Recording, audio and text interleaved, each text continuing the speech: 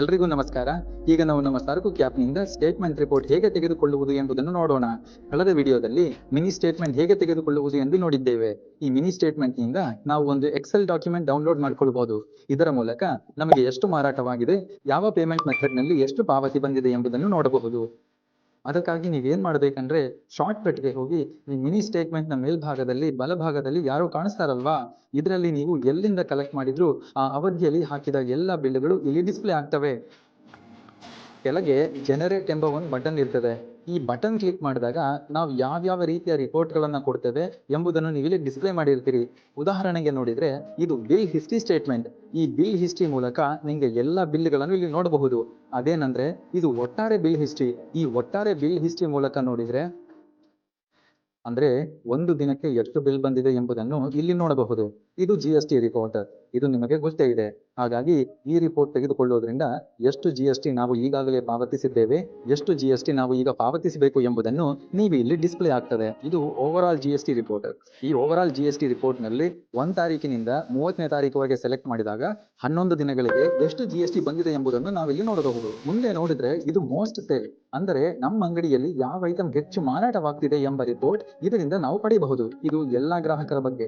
ನಮ್ಮ ಬಳಿ ಇರುವ ಗ್ರಾಹಕರ ವಯಸ್ಸು, ಅವರು ಎಷ್ಟು ಪಾವತಿ ಬಾಕಿ ಇಟ್ಕೊಂಡಿದ್ದಾರೆ, ಎಷ್ಟು ಸಾಲ ಉಳಿದಿದೆ, ಎಷ್ಟು ಮುಂಗಡ ಹಣವನ್ನು ಅವರು ಪಾವತಿಸಿದ್ದಾರೆ ಎಂಬುದನ್ನ ನಾವಿಲ್ಲಿ ನೋಡ್ಕೋಬಹುದು. ಇದು ಆನ್ಲೈನ್ ಗ್ರಾಹಕರ ಪಟ್ಟಿ. ನಾವು ಇದನ್ನ ತೆಗೆದುಕೊಳ್ಳಬಹುದು. ಈ ಮೂಲಕ ನಮಗೆ ಆನ್ಲೈನ್ ಅಲ್ಲಿ ಯಾವ ಗ್ರಾಹಕರು ಎಷ್ಟು ಆರ್ಡರ್ ಮಾಡಿದ್ದಾರೆ ಎಂಬ ವರದಿಯನ್ನು ನೋಡಬಹುದು. ಇದು ಅವರ ಮಾರಾಟ ವರದಿ. ಈ ಹವರ್ಲಿ ಮಾರಾಟ ವರದಿಯ ಮೂಲಕ ಬೆಳಿಗ್ಗೆಯಿಂದ ರಾತ್ರಿವರೆಗೆ ನಮ್ಮ ವ್ಯವಹಾರವನ್ನು ನಡೆಸುತ್ತೇವೆ. ಅಂದರೆ ಪ್ರತಿಯೊಂದು ಗಂಟೆಗೆ ಎಷ್ಟು ಮಾರಾಟವಾಗಿದೆ, ಅದರಲ್ಲಿ ಎಷ್ಟು ಲಾಭ ಬಂದಿದೆ ಎಂಬುದನ್ನು ನಾವಿಲ್ಲಿ ನೋಡಬಹುದು. ಇದು ಮುಖ್ಯವಾಗಿ ಪೀಕ್ ಅವರ್ಸ್ ಅನ್ನು ನಾವು ಸುಲಭವಾಗಿ ಗುರುತಿಸಬಹುದು. ಪೀಕ್ ಅವರ್ಸ್ ನಲ್ಲಿ ಎಷ್ಟು ಮಾರಾಟಗಳು ನಡೆದಿವೆ ಎಂಬುದನ್ನು ನೋಡಬಹುದು. ಮುಂದಾಗಿ ಕ್ಯಾಟಗರಿ ವೈಸ್ ರಿಪೋರ್ಟ್ ಇದೆ. ಈಗ ನಮ್ಮ ಅಂಗಡಿಯಲ್ಲಿ ಹಲವಾರು ಕ್ಯಾಟಗರಿಗಳು ಇರ್ತವೆ. ಉದಾಹರಣೆಗೆ ನೀವು ಒಂದು ರೆಸ್ಟೋರೆಂಟ್ ಹೊಂದಿದ್ದೀರಾ, starters, main dish, meals, breakfast, dinner, snacks, cool drinks ಇತ್ಯಾದಿ. ಈ ರೀತಿಯಾಗಿ 11 ಕ್ಯಾಟಗರಿಗಳಲ್ಲಿ ಎಷ್ಟು ಆದಾಯ ಬರುತ್ತಿದೆ ಎಂಬುದನ್ನು ನಾವು ನೋಡಬಹುದು. ಕೆಳಗೆ ಇರುವುದನ್ನು ನೋಡಿದರೆ ಇದು ಪ್ರಾಡಕ್ಟ್ ಸ್ಟಾಕ್ ರಿಪೋರ್ಟ್. ಈ ಪ್ರಾಡಕ್ಟ್ ಸ್ಟಾಕ್ ರಿಪೋರ್ಟ್ ಅನ್ನು ನೋಡಿದರೆ ನಾವು ನೀಡುವ ಸಮಯದಲ್ಲಿ ಓಪನಿಂಗ್ ಸ್ಟಾಕ್ ಎಷ್ಟಿದೆ, ಆ ಅವಧಿಯಲ್ಲಿ ನಾವು ಎಷ್ಟು ಬಳಕೆ ಮಾಡಿದ್ದೇವೆ, ಕ್ಲೋಸಿಂಗ್ ಸ್ಟಾಕ್ ಎಷ್ಟಿದೆ ಎಂಬುದನ್ನು ನಾವು ನೋಡಬಹುದು. ಇದನ್ನೇ ಪ್ರಾಡಕ್ಟ್ ಸ್ಟಾಕ್ ರಿಪೋರ್ಟ್ ಎನ್ನುತ್ತಾರೆ. ಕೆಳಗಿರುವುದನ್ನು ನೋಡಿದರೆ ಇದು ಸ್ಟಾಕ್ ಅವೈಲಬಿಲಿಟಿ ರಿಪೋರ್ಟ್. ಈ ಸ್ಟಾಕ್ ಅವೈಲಬಿಲಿಟಿ ರಿಪೋರ್ಟ್ ಮೂಲಕ ನಮಗೆ ಎಷ್ಟು ಕೌಂಟ್ ಇದೆ ಎಂಬುದನ್ನು ತಿಳಿಯಬಹುದು. ಮತ್ತಷ್ಟು ಸ್ಟಾಕ್ ಕೂಡ ಲಭ್ಯವಿದೆ ಮತ್ತು ಗೋದಾಮಿನಲ್ಲಿ ಇದೆ ಎಂಬುದನ್ನು ನೋಡಬಹುದು. ಹಾಗಾಗಿ ಈ ಉತ್ಪನ್ನ ಸ್ಟಾಕ್ ರಿಪೋರ್ಟ್ ಮತ್ತು ಸ್ಟಾಕ್ ಡಿಫರೆನ್ಸ್ ಎಂದರೆ, ಉತ್ಪನ್ನ ಸ್ಟಾಕ್ ನೋಡಿದರೆ ನಮಗೆ ಓಪನಿಂಗ್ ಸ್ಟಾಕ್, ಕ್ಲೋಸ್ ಸ್ಟಾಕ್ ಇತ್ಯಾದಿಗಳನ್ನು ಚೆಕ್ ಮಾಡಿಕೊಳ್ಳಬಹುದು. ಸ್ಟಾಕ್ ಅವೈಲಬಿಲಿಟಿಯಲ್ಲಿ ಒಟ್ಟಾರೆ ಇರುವ ಎಲ್ಲಾ ಸ್ಟಾಕ್ಗಳಲ್ಲಿ ಎಷ್ಟು ಸ್ಟಾಕ್ ಲಭ್ಯವಿದೆ ಎಂಬುದನ್ನು ನೋಡಬಹುದು. ಈ ವಿಡಿಯೋದಲ್ಲಿ ನಮ್ಮ ಬಿಲ್ಲಿಂಗ್ ಬಗ್ಗೆ ನೋಡೋಣ. ಇಲ್ಲಿ ರಿಪೋರ್ಟ್ ಅನ್ನು ನೋಡಬಹುದು. ಈ ವಿಲ್ಲಿಸ್ಟ್ ರಿಪೋರ್ಟ್ ಅನ್ನು ನಾನು ಆಯ್ಕೆ ಮಾಡ್ತೇನೆ. ಈಗ ಜನರೇಟ್ ಕೊಟ್ಟ ತಕ್ಷಣ ಒಂದು ಅಲರ್ಟ್ ಬರ್ತದೆ. ನೀವು ಸ್ಟೇಟ್ಮೆಂಟ್ ಕೊಟ್ಟರೆ ಅದು ಈ ಸ್ಟೇಟ್ಮೆಂಟ್ಗಳಿಗೆ ಬರ್ತದೆ. ಅಂದರೆ ನೀವು ಕೊಡುವ ಮುನ್ನ ಎಲ್ಲವೂ ಸಿಂಕ್ ಆಗಿರುತ್ತದೆ. ಸರ್ವರ್ನಲ್ಲಿ ಸಿಂಕ್ ಆದಾಗ ಮಾತ್ರ ಈ ರಿಪೋರ್ಟ್ ಜನರೇಟ್ ಆಗ್ತದೆ. ಜನರೇಟ್ ಆಗೋದಕ್ಕೆ ನೀವು ಲಾಂಗ್ ರಿಪೋರ್ಟ್ ಕೊಡಿ, ಸ್ವಲ್ಪ ಸಮಯ ತೆಗೆದುಕೊಳ್ತದೆ. ಅದಕ್ಕಾಗಿ ಸ್ಕ್ರೀನಲ್ಲಿ ಹೋಗಿ ಇಲ್ಲಿ ಡೌನ್ಲೋಡ್ ಬಟನ್ ತೋರಿಸಿದ್ರೆ ಇದನ್ನ ಕ್ಲಿಕ್ ಮಾಡಿ ನಿಮ್ಗೆ ಡೌನ್ಲೋಡ್ ಆಗ್ತದೆ. ಡೌನ್ಲೋಡ್ ಆದ ನಂತರ ನೀವು ಯಾರಿಗಾದ್ರೂ ಶೇರ್ ಮಾಡಬೇಕಾದ್ರೆ ಇದನ್ನ ಕ್ಲಿಕ್ ಮಾಡಬಹುದು. ಇಲ್ಲ ಆ ಎಕ್ಸೆಲ್ ಅನ್ನು ನೀವು ಸ್ವತಃ ಓಪನ್ ಮಾಡಬೇಕಾದ್ರೆ ಎಕ್ಸೆಲ್ ಆಪ್ ಅನ್ನು ನೀವು ಇನ್ಸ್ಟಾಲ್ ಮಾಡ್ಕೊಂಡಿರ್ಬೇಕು. ಇಲ್ಲ ನಮ್ಮಲ್ಲಿ ರೆಕಮೆಂಡ್ ಮಾಡೋದು ನೋಡಿದ್ರೆ ಹಲವಾರು ಆಪ್ಸ್ ಇವೆ. ಅದರಲ್ಲಿ ಹೋಗಿ ನೀವು ಪ್ಲೇ ಸ್ಟೋರ್ ಅಲ್ಲಿರುವ ಯಾವ ಆಪ್ ಬೇಕಾದ್ರೂ ಬಳಸಬಹುದು. ಈಗ ಇದ್ರಲ್ಲಿ ನೋಡಿದ್ರೆ ಈ ಅಮನ್ ಮೆ ಸೆಂಟರ್, ಬಿಸ್ನೆಸ್ ಹೆಸರು ಲಿವಿಂಗ್ ಸ್ಟೋನ್ ಅನ್ನೋದು ಒಂದು ವರ್ಕ್ ಮಾಡೋ ಸ್ಟಾಫ್, ಡೆಸ್ಕ್ಟಾಪ್ ಮಾಡೋದು ಪೇ ಜಾಬ್. ಈ ರೀತಿ ನಿಮ್ಗೆ 3 ಅಕೌಂಟ್ಗಳಲ್ಲಿಯೂ ಪ್ರತ್ಯೇಕವಾಗಿ ಬರ್ತದೆ. ಈಗ ಈ ಅಕೌಂಟ್ ಅದು ಈ ಡಿವೈಸ್ ನಿಂದ ಹಾಕಿದ ಬಿಲ್ ಅಕೌಂಟ್ ಎಷ್ಟು, ಅದರಲ್ಲಿ ಎಷ್ಟು ಮೊತ್ತ ಸೇಲ್ಸ್ ಆಗಿದೆ ಅನ್ನೋದನ್ನು ನಾವು ನೋಡಬಹುದು.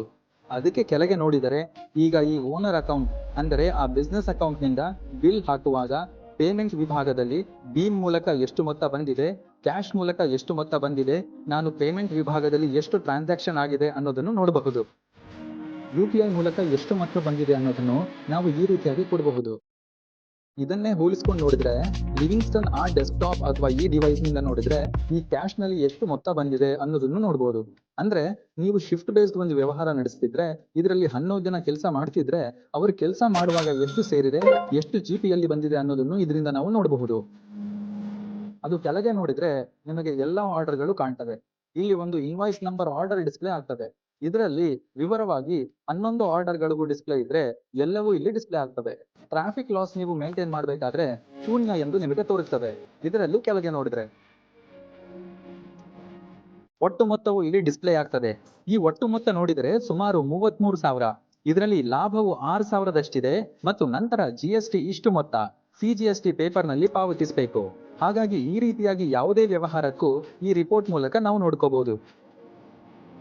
ಇನ್ನು ಮುಂದೆ ನೋಡಿದ್ರೆ ನಾವು ಮೋಸ್ಟ್ ಸೇಲ್ ಎಂಬ ರಿಪೋರ್ಟ್ ತೆಗೆದುಕೊಳ್ಳಬಹುದು. ಅದಕ್ಕಾಗಿ ನೀವು ಮಿನಿ ಸ್ಟೇಟ್ಮೆಂಟ್ ಇಂದ ಮತ್ತೆ ಇದನ್ನ ಕ್ಲಿಕ್ ಮಾಡಬಹುದು. ಅಥವಾ ನೀವು ಸ್ಪೆಸಿಫಿಕ್ ಆಗಿ ಕೆಲವು ದಿನಾಂಕಗಳನ್ನು ನೀಡಬೇಕು ಅಂದರೆ ವಿಲ್ಲಿ ಸ್ಟೀಲ್ಗೆ ಹೋಗಿ ನಿಮಗೆ ಯಾವ ದಿನಾಂಕ ಬೇಕೋ, ಉದಾಹರಣೆಗೆ ನನಗೆ 15ನೇ ತಾರೀಕಿಂದ ಬೇಕು ಅಂದರೆ 15ನೇ ತಾರೀಕಿಂದ, ಹೌದು ಪ್ರಸ್ತುತ ದಿನಾಂಕವರೆಗೆ ಬೇಕಾದ್ರೆ ಇದನ್ನು ಆಯ್ಕೆ ಮಾಡಬಹುದು.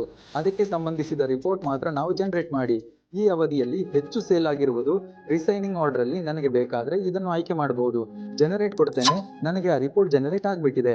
ಡೌನ್ಲೋಡ್ ಮಾಡಿ ಓಪನ್ ಮಾಡಿದಾಗ ಈಗ 1 kg ಬಿರಿಯಾನಿ ಎಷ್ಟು ಕೌಂಟ್ ಸೇಲ್ ಆಗಿದೆ ಎಂದು ಇದೆ. ಈಗ ಚಿಕನ್ ಬಿರಿಯಾನಿ 24 ಸೇಲ್ ಆಗಿದೆ. ಈ ಕೌಂಟ್ ವಯಸ್ಸನ್ನ ನಾವು ನೋಡ್ಬೋದು. ಒಟ್ಟು ಎಷ್ಟು ಕೌಂಟ್ ಮಾಡಬಹುದು ಒಂದಿದೆ. ಆ ಒಂದೊಂದರ ವೈಯಕ್ತಿಕ ಸೇಲ್ಸ್ ಮೊತ್ತವನ್ನ ನಾವು ನೋಡ್ಬೋದು. ಹಾಗಾದ್ರೆ ಇದರಿಂದ ನಿಮ್ಮ ಅಂಗಡಿಯಲ್ಲಿ ಹೆಚ್ಚು ಸೇಲ್ ಆಗ್ತಿರುವ ಉತ್ಪನ್ನಗಳು ಯಾವುವು, ಕಡಿಮೆ ಸೇಲ್ ಆಗ್ತಿರುವವು ಯಾವುವು ಎಂದು ನಾವು ಸುಲಭವಾಗಿ ನೋಡಬಹುದು. ಸರಿ, ಈ ರೀತಿಯಲ್ಲಿ ನಿಮಗೆ ಬೇಕಾದ ರಿಪೋರ್ಟ್ ತೆಗೆದುಕೊಂಡು ಚೆಕ್ ಮಾಡಬಹುದು.